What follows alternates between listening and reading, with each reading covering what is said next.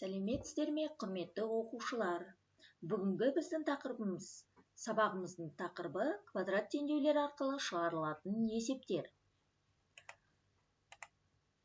Оқу мақсаты бөлшек рационал теңдеулердің көмегімен мәтіндік есептерді шығару. Бөлшек рационал теңдеулер арқылы шығарылатын кез келген мәтінде берілген есепті шешу үшін мына алгоритмді басшылыққа алған жөн.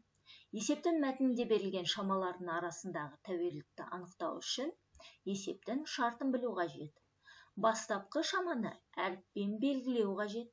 Есептің шартына сай тәуелділіктер кестесін құру.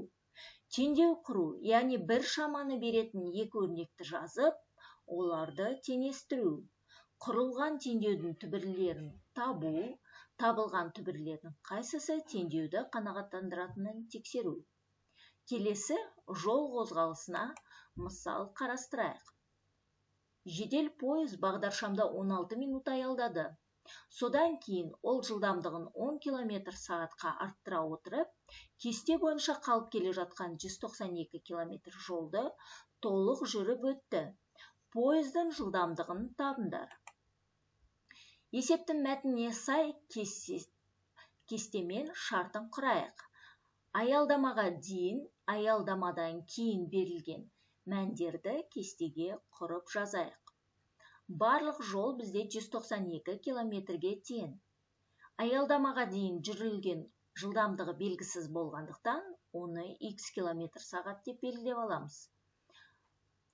Жедел пойыз кесте бойынша межелеген жеріне жету үшін аялдамадан кейін жылдамдығын 10 км/сағатқа арттырды.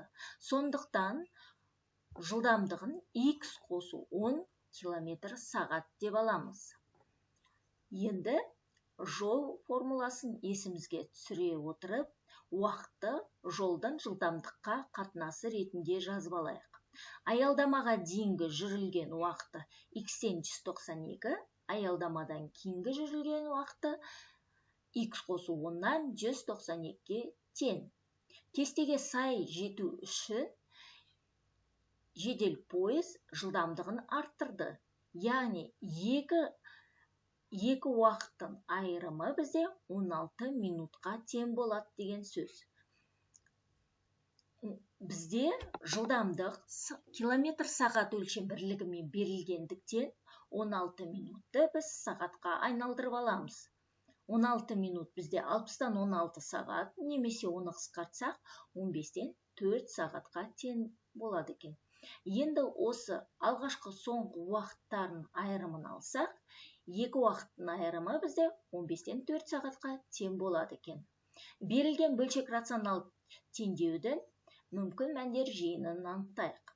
X-тен емес 0 және x-тен емес -10. Бөлшек рационал теңдеудің ортақ бөлімін тауып, қосылғыштардың әрқайсысын ортақ бөліміне көбейтіп шығайық. Сонда бізде сонында x квадрат қосылған 10x минус 7200 тең 0 деген келтірілген квадрат теңдеу шығады. Вет теоремасы бойынша бірінші түбірі 80 км/сағат, екінші түбірі -90 км/сағат екенін анықтаймыз. Жол бізде тек қана 10 мәнді қабылдайтын болғандықтан, -90 жауабы бізде есептің шартын қанағаттандырмайды.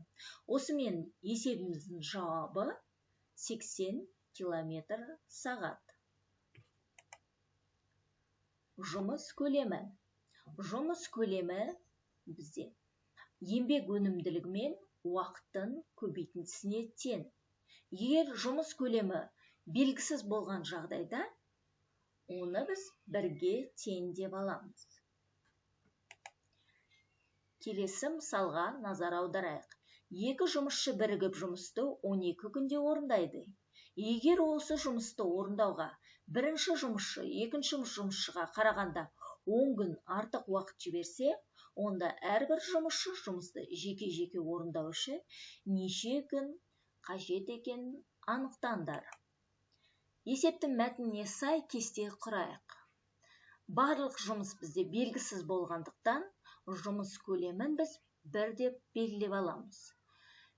Екінші жұмысшының уақыты, барлық жұмысты орындауға уақыты белгісіз болғандықтан оны x деп алып, ал бірінші жұмысшы екінші жұмысшыға қарағанда 10 күн артық уақыт жұмсайтын болғандықтан, оның уақытын біз x қосу 10 деп аламыз. Енді осыдан біз әрқайсының еңбек өнімділігін анықтап алайық. Бірінші жұмысшының еңбек өнімділігі x қосу 10-нан 1, екінші жұмысшының өнімділігі бізде x-тен 1. Екі жұмысшы бірлесіп барлық жұмысты 12 күнде орындайтындықтан, олардың жұмыс өнімділіктері қосылады да, екеуінің жұмыс өнімділігінің қосындысы 12-ден 1-ге тең болады екен. Сонда бізде x қосу 10-нан 1 қосылған x-тен 1 тең 12-ден 1 деген бөлшек рационал теңдеуі шығады екен.